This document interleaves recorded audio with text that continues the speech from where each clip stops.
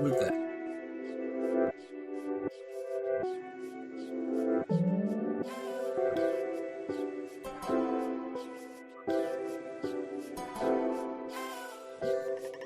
Good afternoon, Tuscaloosa. Good afternoon, Tuscaloosa. Internet world, West Alabama, right here, downtown Northport. You're watching the Joe Gaither Show on BamaCentral and BamaCentral.com. We are live on YouTube, Facebook, Twitter, Instagram. You can listen to us on Spotify, Apple Podcasts, and on Amazon. We're going to have a fun show today. We started off the week with a little Mississippi State breakdown, breaking down the 40-17 win. Yay, Alabama continues in the SEC West. We're going to have a fun day at BamaCentral.com. You can always follow the coverage at BamaCentral on the X Machine and at BamaCentral SI on Instagram. We'll be over at the Naylorstone Media Room as this guy is rolling. 1 o'clock, we'll be hearing from Darian Dalcourt, Terry and Arnold, and other players. We'll also, 4:30, be covering a little soccer press conference at 4:30. So we're going to have a fun day doing all kinds of sports. We're 34 days away from Alabama basketball tipping off, but we're not talking about basketball today. We're talking about a big week in the SEC, a big week for Alabama, big week in the SEC West. And to do that, we're bringing in my friend, my mentor, everything I know about radio and talking on the air from Ryan Fowler. You can follow him on the Twitter machine at Ryan C. Fowler. Listen to him each and every day right here on Tide 100.9 in Tuscaloosa from 2 until 6. He hosts the game, and he hosts really the voice of the Alabama Crimson Tide football fan all day, every day, talking Alabama football. Ryan, thank you so much for giving me some of your time today. I hope you're doing well, and let's have some fun talking Alabama football. Hey, absolutely. It's good to be on with you, Joe, and I appreciate the kind words. As we enter the month of October, close down, college football time, it just flies by. You know what I mean? I mean, you blink and you're 5 weeks into the season, you blink again and you're 9 weeks into the season. We count down from 248 and we get down to college football, and then we blink, and here we are going into the month of October. Absolutely. I was telling a friend today, I was like, oh, we're feeling like I'm getting into rhythm. But then when you look at the calendar, oh, we're already 6 weeks in. So I'm glad I'm finally in rhythm 6 weeks in with 6 weeks left to go. We'll find out what this Alabama football team is going to be. Obviously 4-1 so far, 2-0 in the SEC. So that's great. And that's dandy. You've been covering Alabama football as long as I've known you and for a long, long time here in Tuscaloosa. So you have a great eye for this football team. Just walk our listeners through maybe your assessment through 5 weeks, maybe what you thought going into the year, and how you assess this football team through 5 weeks. Yeah, I know we spoke about it a couple of minutes ago, but you look at this offensive line. We've almost got to go back and apologize to the people who listen to your show, to my show, to follow us, because I don't know anybody that was not saying that this offensive line was going to be at least somewhat of a strength on this team. They've not been able to turn into that. For some reason, this unit did not, and I don't know if it's the offense that they're trying to run. They are much better on run blocking than they are pass protection. But how did we miss this offensive line? I guess, counting out the most important position, Caden Proctor at that left tackle spot, he has not been as automatic as some of the other true freshman tackles that they've started, right? I mean, you go back and you start going through, whether it's Jonah Williams or you want to go back through Cam Robinson, you go back to early, Cyrus Quanjo started as a freshman. So you start going through in your mind and you think, okay, it's just plug and play, right? Let's go get a left tackle. But really the deeper problem for me is the development side of that offensive line. That's a little bit of a concern because, if you remember, they had to go bail themselves out with Tyler Steen last year, right? Because coming out of spring practice, they knew that left tackle was going to be a weakness. They didn't have a left tackle, so they went and got one from Vanderbilt. So let the optics speak for itself. Vanderbilt saved you at left tackle 1 year. I guess my question is, in this transfer portal era that we live in, unless there were some promises made or you thought that you could get him there, why didn't you go get one this year? Because there's probably a ton of left tackles out there that you could say, hey, we're Alabama. Let's go get one. That left tackle really is weak. And I've never been a big believer in Darian Dalcourt either. I'd like to be somewhat nice, and I'll attempt to be, but I don't think he gives you a ton of power. I just it's I see him going back more than I see him going forward. I see him kind of getting pushed up, and so when I look at this offensive line, I know the snaps have been an issue. You got to start there. Wide receiver, I think they've got a lot of number 2 guys. Um, I don't see a number 1 out there. I mean, somebody please correct me if I'm wrong, but I don't see a guy where it's 3rd and 7. This is my guy. This is the guy that I'm going to get it to run a 7-yard precise route right beyond the chains and pick up the first down. I just don't see that guy. I think there's some potential that these guys could be those type players down the road. I guess on the defensive side of the football, I've been maybe a little bit more positive because, we look at the NFL and we think about the number of players last year that team lost, and that they're having pretty productive years. On Sunday afternoon, you look at what Brian Branch is doing up in Detroit. Even like DeMarco Hellams. I look back and I go, man, that guy made an NFL roster. So either we were under coaching him or playing him out of position or whatever that may be. When you look at that defensive side of the football, Kevin Steele's done a solid job getting this unit. I kind of feel that when you look ahead at the team, that he will only wherever this defense is able to take Alabama, that's where they're going to go. Quarterback, I thought at times we would get a little bit more production out of that position. I knew that when Saban said what he did at Nashville, where there was no separation, well, at that point, you don't want there to be a separation. You want that competition. But as you got deeper into fall camp and you started hearing the buzz, well, there was really no separation, no separation, no separation. You also have to ask the question, did Saban make a mistake in that early transfer window of getting a quarterback? And I think that's a fair question because I think you kind of use that Alabama ego to go, hey, we'll go get anybody we need. And there was not many transfer quarterbacks in that late window. So you look back, and if that's at the end of the year, if that's the struggle that Alabama ends up not making, the SEC championship game or not be in the college football playoffs, and this is the first time, I guess, in the Nick Saban tenure, other than going back from 2007, 2008, 2009, this will be a 3-year gap of no national title. So, and at this point, I don't see a national title for this team. Not trying to be, a Debbie Downer, but this team's got a lot of work to do before we even talk about national titles. And I think probably the start would just be getting through Texas A&M.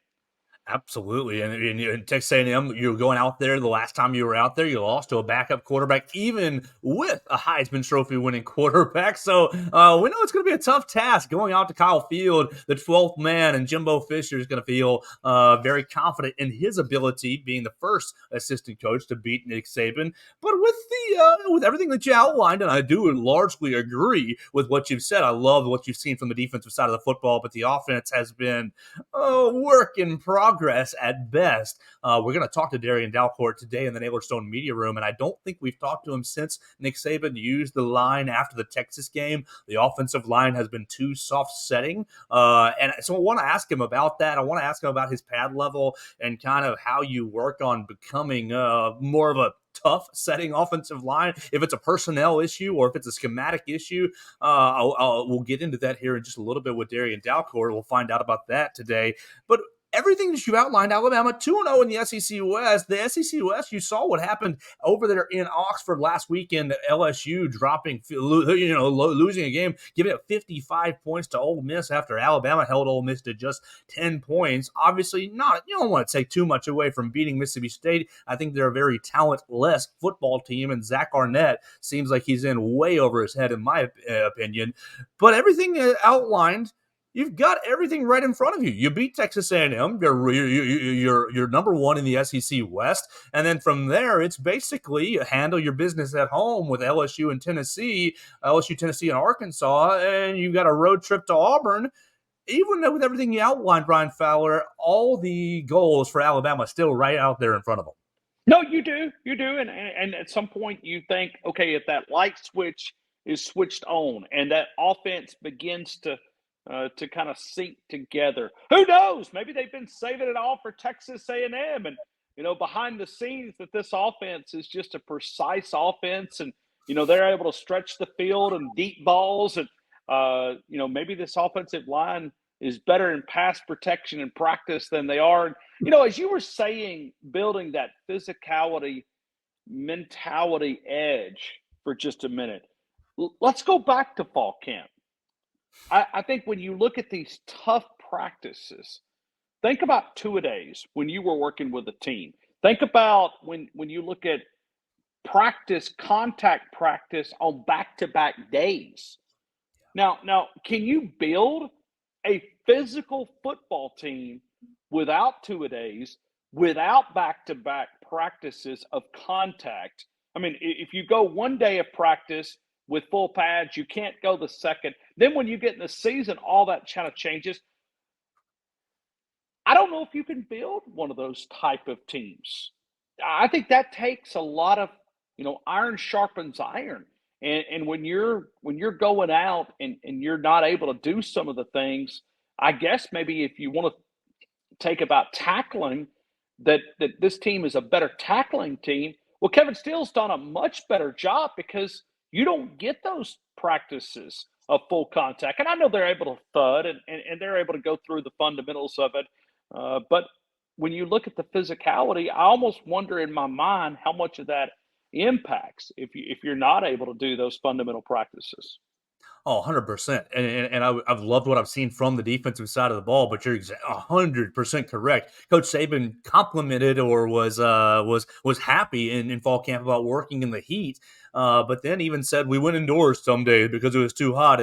And just think about 2008, 9. I mean, and that's not that long ago, but even the toughness and the rules in the early 2000s was vastly different from what it is now. And of course, you want to protect the players, and they are the commodity.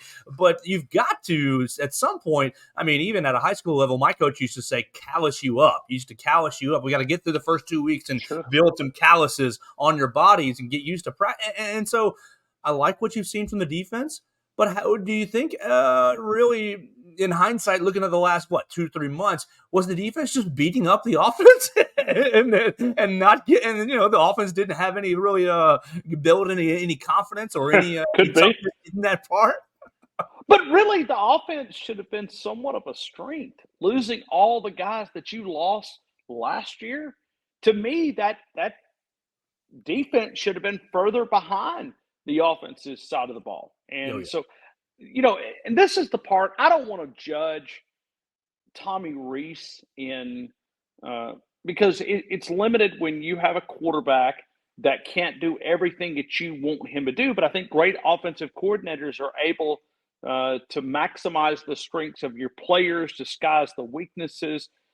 No offensive line that is, just an all-star caliber unit. They're getting better. I thought their best performance was against Mississippi State. I know Nick Saban said that in the post-game press conference Saturday at midnight in Stark Vegas. But when you look at this offensive line, it's hard.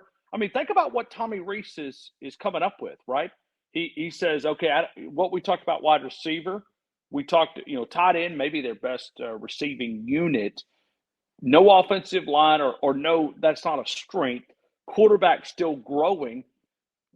Is it fair to judge Tommy Rees? It may be more fair to go back and question the development of those positions. We already talked about development of offensive line. Maybe we should talk about, rather than, going to Tommy Rees, maybe we should look back and go, all right, Hoddeman Wiggins, you've been here for quite a while. Where's the wide receiver production? I mean, Joe Gaither, you and I could coach Devontae Smith. So and I'm not saying that in a disrespectful way, but what I'm saying is he was made a long time before he was special talent. It's where do you go here? And the transfer portal bailed them out a couple of years with Jamison Williams. So Hoddeman Wiggins, let's see some wide receiver production here.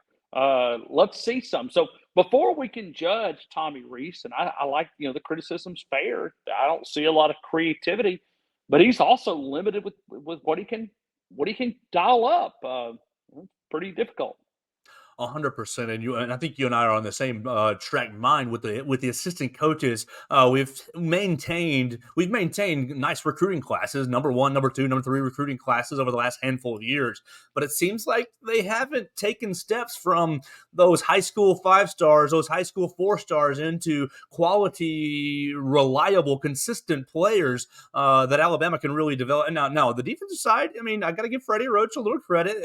He's been under Sure. fire over the last handful of years, but this year's defensive line looks very imposing. Jamarian Latham, Justin Aboigbe, and Jaheim Otis really in particular.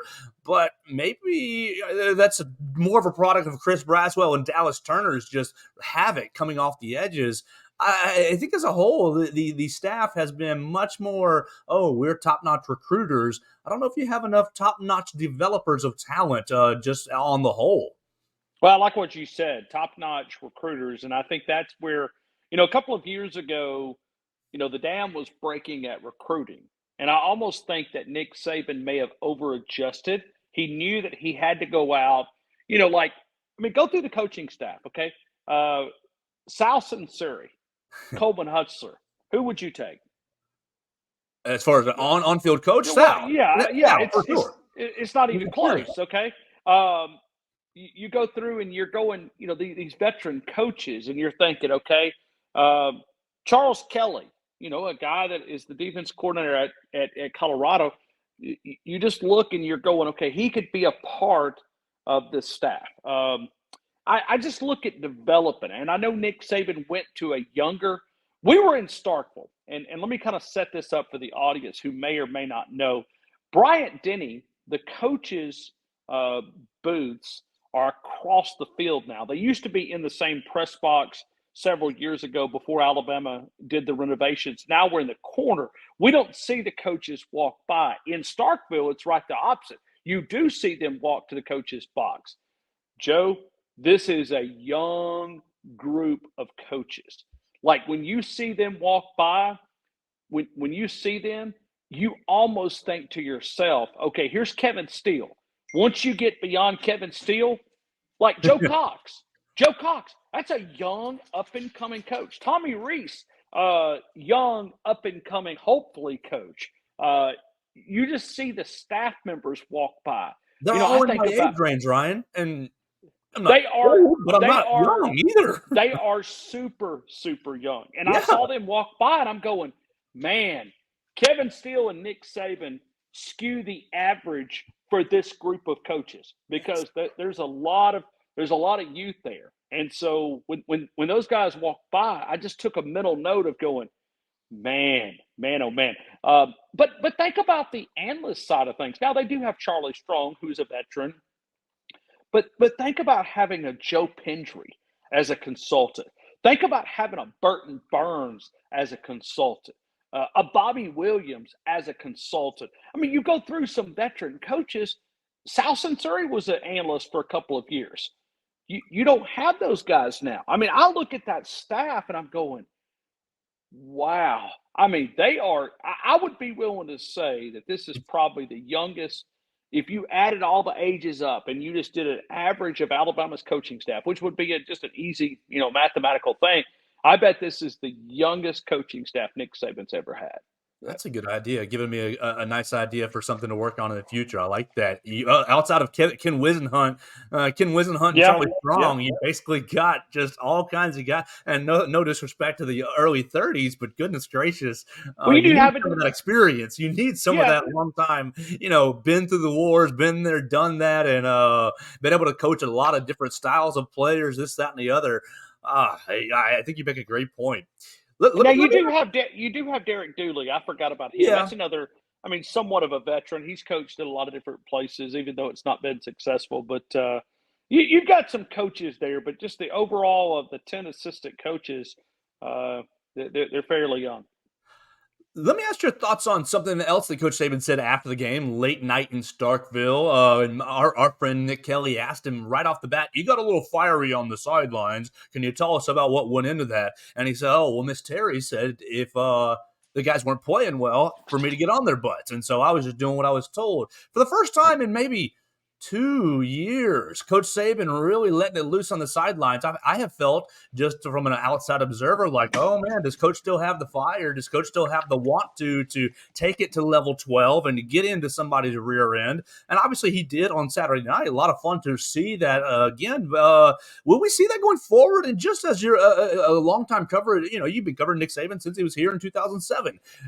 Did you think you would ever see that again? And what does that mean to you as an observer, as a cover, as an analyst, someone who covers this football team?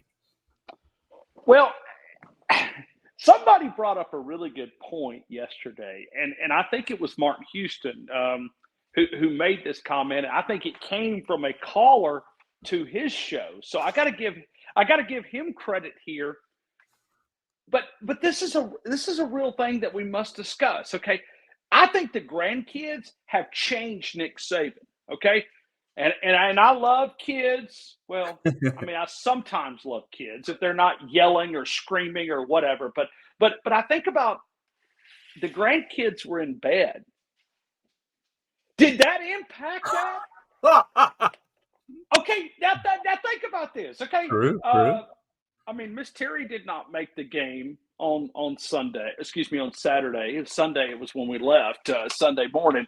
But I think about, maybe that was part of it. Maybe the grandkids were not able to see it, or maybe Miss Terry just gave him permission and said chew their butt when they're not doing right. So maybe that's part of it. But it does something that I think about when he said what he did. And so when you look at this Alabama team, I would like to see more of those butt chewings and the things that Nick Saban is known for in the early part of the dynasty here.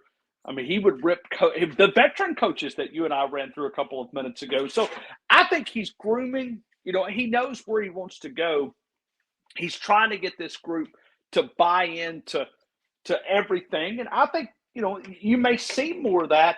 To be honest, the sign of him, the way that he was coaching hard, because when a team is soft, you'll see Nick Saban pull off of them a little bit, right? When he knows that the team is either fragile physically or mentally, it's kind of like after a loss. You think Nick Saban's in there peeling the paint. Really, it's the other way. He's lifting them up, right? He knows when to lift them up. He knows when to tear them down. So by him tearing into them on Saturday tells me that maybe this team is starting to flip a switch. Maybe because if he thought this team was fragile, he probably wouldn't be lighting them up the way that he did. And let me tell you, those weren't just players that he was lighting up. Those were some of those assistant coaches that we were just talking about a couple of minutes ago. He got into it with Malik Benson. He got into it with Terrion Arnold and with Seth McLaughlin in several instances on the sidelines. It made me think, okay, maybe he's getting. I was always wondering, all right, are you just riding this thing out, or are you going to keep pushing the team and pushing the program to continue to play at an excellent standard? He's been talking all year about internal standards and internal motivations, and acknowledging that these players and this team needs external motivations. Well, Coach, go ahead and provide that external motivation, whether it's with the carrot or the stick. And so I really appreciate him getting the stick back out and getting into these players over the weekend. Hopefully they'll respond positively as they head out to College Station this weekend. Yeah, no, I think that's, I think Nick Saban knows that at some point he's got to, regardless if they're ready or not, he's got to tear into them. And I think Nick Saban's at his best. I mean, it's the moments of, A.J. McCarron getting spanked on the sidelines for throwing a touchdown pass when he checked out of a rushing play. I like to see that part of the Nick Saban back. So hopefully we're able to get that back, and hopefully Alabama, can take that next big step. And listen, as much as you said it a couple of minutes ago, if this team is able to win this week, and everything is still in front of them. I mean, they went out. We're not sitting here talking about, well, Alabama came up a little bit short. No, we're talking about an Alabama team who made it to Atlanta. And if they win then, they're probably in the college football playoffs. Now, I do say this. If Alabama is able to do this, this would be their Nick Saban's best coaching job. I really do. I feel that way. And I've said that before, but I think this year, if he's able to get this team to competing for a championship, regardless if it's an SEC championship or something else, it would be a gigantic achievement for this football team.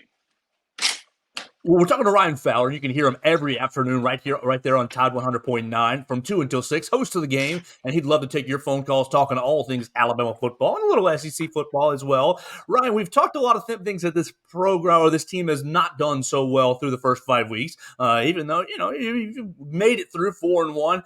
What about maybe an aspect that's underrated, an aspect that's not getting enough attention for positivity? I've got a couple of nice players that I think deserve a little more attention, but what about Ryan Fowler? Who are some players, whether they're young guys or not guys that get positive headlines, who have caught your attention as underrated contributors to this football team? Well, that's something to think about for a couple of minutes. I mean, I can name a few of the other ones. Let me take Caleb Downs, and I know Caleb's got a lot of publicity, but I think when you look at what he's been able to play back there, I know this week he was Deshaun Alexander Freshman of the Week award list, and as a true freshman, he was co-freshman of the week in the SEC. But he gives you a lot of options back there. I think when you think about the way that he stepped in, go back to when Minkah Fitzpatrick started in. Let's see, that was 2015? And helped me with a wide receiver at Clemson. The guy that always tore Alabama up. Justin Ross, I believe, or Hunter Renfrow. Hunter Renfrow, yes. Go back to that game when Deshaun Watson was throwing at Hunter Renfrow and Minkah Fitzpatrick kind of got tore up. That was Minkah as a true freshman. Think about Caleb Downs. He's really taken a lot of steps in the right direction as a player. But I think I'm starting to see some leadership back there. Mm-hmm. And that's the part that really jumps out to me is he's kind of, watching Kool-Aid and Malachi Moore, and he's taken a more aggressive leadership role. So that's hard to do as a freshman. I think you start there. You could also look at the wide receivers. I guess I don't see anybody there.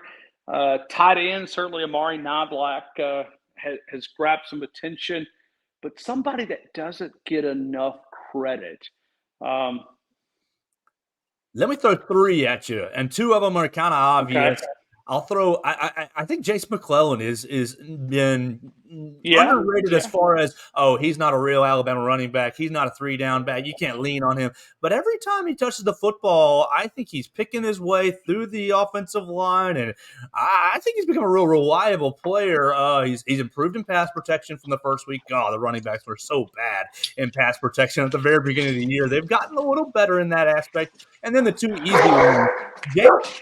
Ooh, sorry about that. No, that's fine. That's fine. My dog heard your dog. That's all good. Everybody loves dogs on the podcast. So hold on a minute. So your dog actually heard my dog, and so then they go.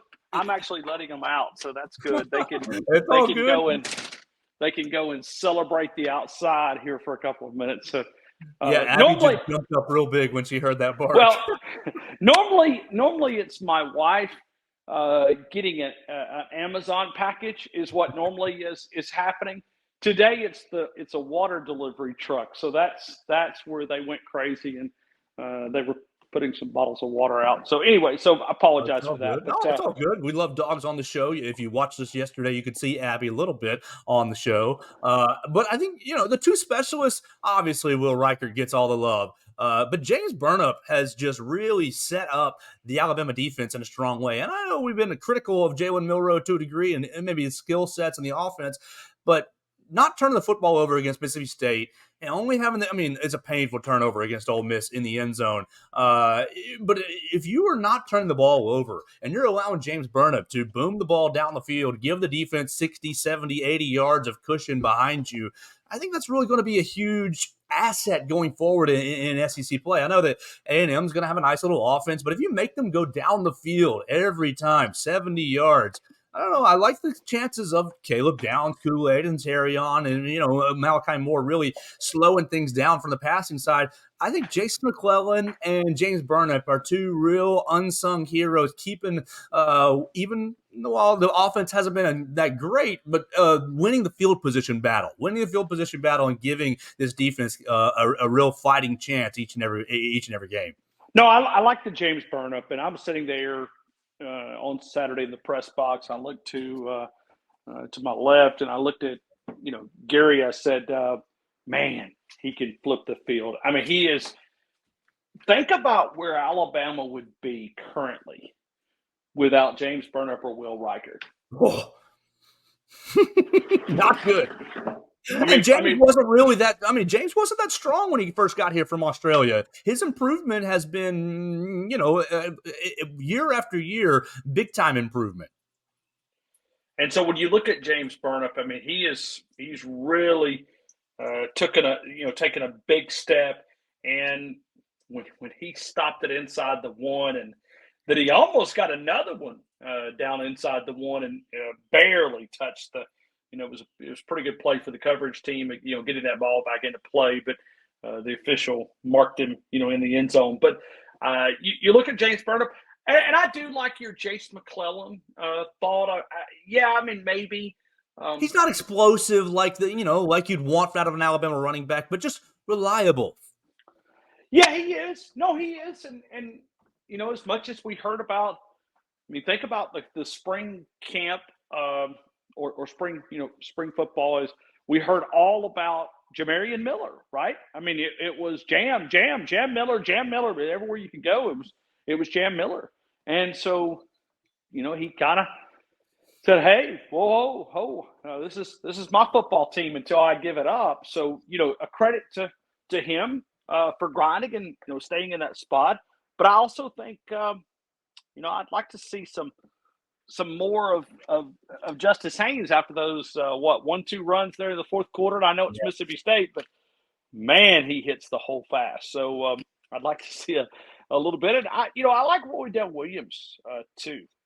That's another guy that at times you got to go back to South Florida.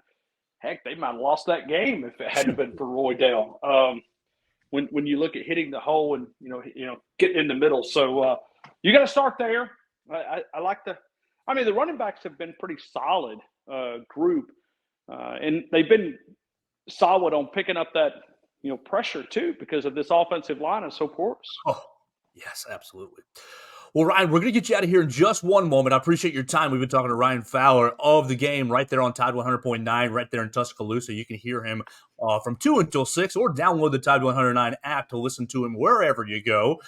Let's get you out of here with just thoughts on this weekend. You're playing at Texas A&M. It's going to be the first time you go back there since Jimbo beat you with a backup quarterback. You and I were standing on the sidelines last year when A&M was throwing into the end zone at Evan Stewart, and Terry Arnold made a play to basically seal that game in Jalen Milroe's first start. Obviously, Milroe turned the ball over 3 times against A&M last year. Not good. What's your outlook on this weekend's game? If you win it, you're in control of the West. Obviously, it's not going to be easy. You're a 2.5 point favorite. Depends on wherever you look.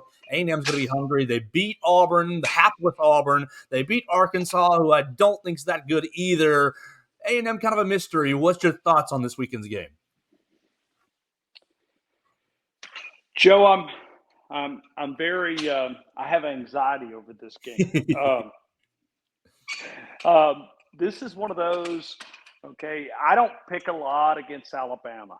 I don't. I'm considered a homer. I think Alabama is going to be an absolute fight. Somehow, some way, if they're able to come out of College Station with a win, it's going to be that this team played their best football game. I think it's going to take It's going to take Jalen Milroe playing his best performance. I know that you can point and you could go, okay, they lost to Miami. They lost to that team on the road. And I think the other part of this that we haven't discussed is when you look at Nick Saban, this is his first return trip since he made those comments about Texas A&M. Fair, right? I mean, Yes. this is his first return trip. So you don't think that fan base is going to be hostile? I mean, they absolutely are. So when you think about this team, they're almost and for everything that's happened negative around fast talking Jimbo and that staff. If this team is able to come out, this is why those Texas A&M boosters invested that $30 million is to keep up with Alabama, to be able to go out and sign that recruiting class. This is a group that it's going to be a challenge. I mean, do I like Alabama somehow? I don't bet against Nick Saban, but I think this is one of those that, based on the things that I have seen so far, I don't know if the team, they're going to have to play better. They're going to have to play their best game to come out of College Station with a win. I know it's early in the week, so I'm going to save my prediction a little bit later. Sure. But I'm almost leaning Texas A&M, and I know that doesn't. It hurts for me when I say that, but it just I just feel so far. Is it fair when I look at this team? I think about a team that is still growing.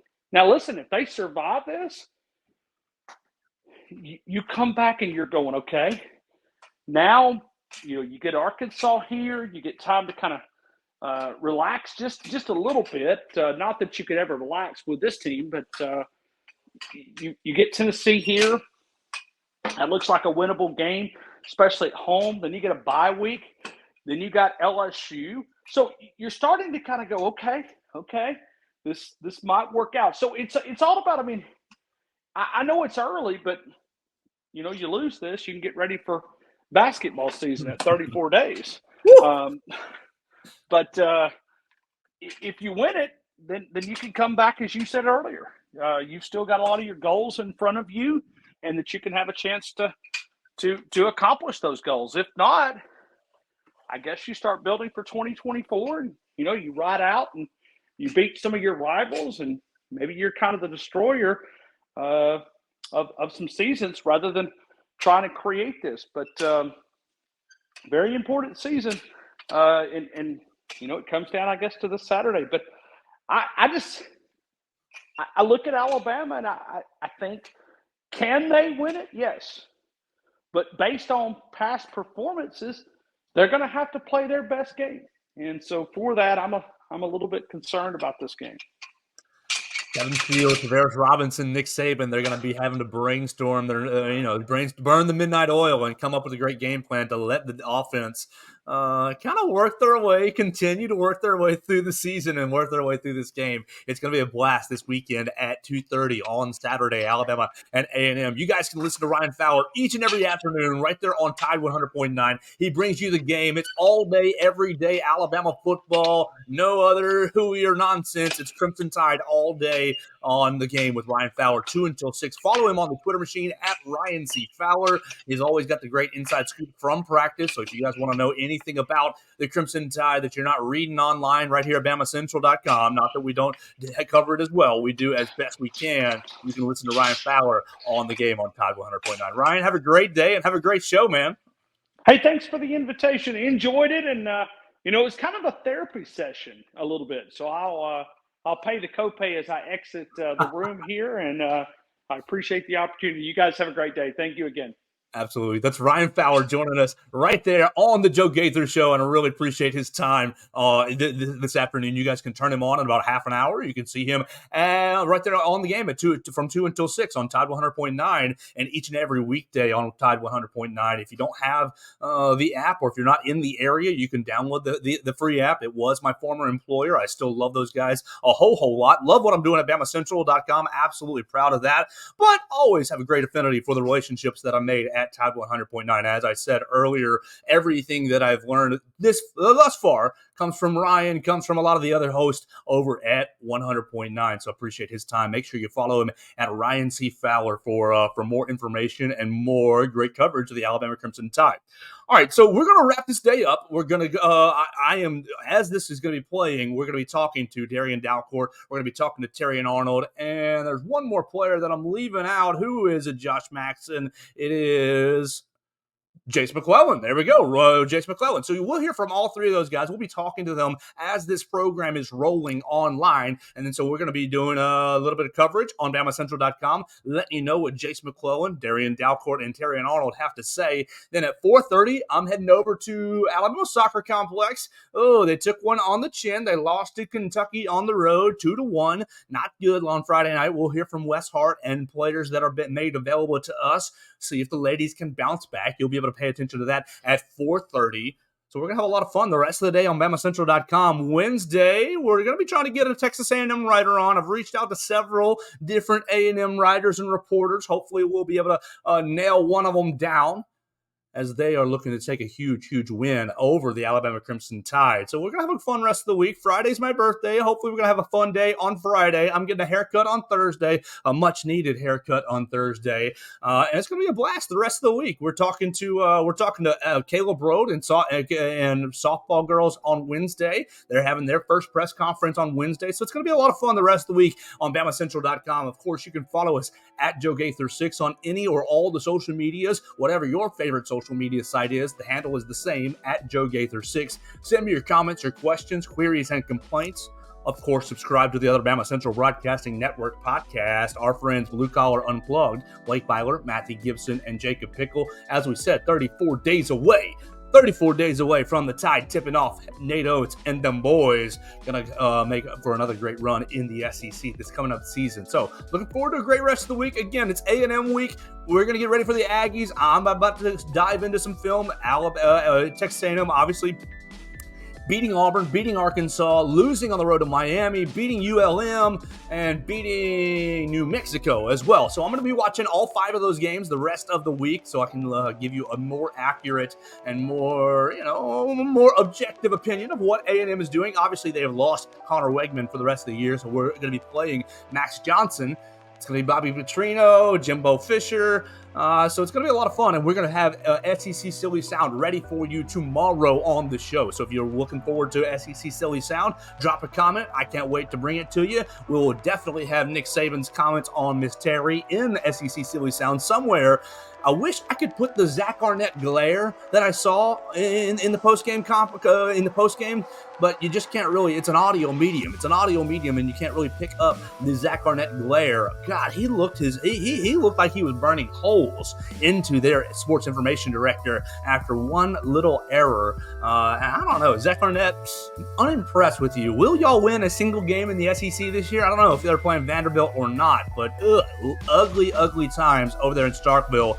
And we're on to bigger and better things. We're heading to College Station this weekend. Katie Wyndham, Blake Byler, and Austin Hannon will be out in College Station. Boots on the ground. Cannot wait to have all their coverage of Alabama and Texas A&M. So that'll do it for the show today. Big thanks to Ryan Fowler joining me. Massive thanks. He's been covering Alabama football for as long as I can remember, and so you can't get any better expert on the Crimson Tide than Ryan Fowler. So we thank him for his time. Follow his program, The Game, 2 until 6 on the weekdays on Tide 100.9. Shoot him a follow at Ryan C. Fowler. Shoot me a follow if you want. Tell a friend about the program at Joe Gaither 6. We're doing it each and every weekday right here on Bama Central and BamaCentral.com.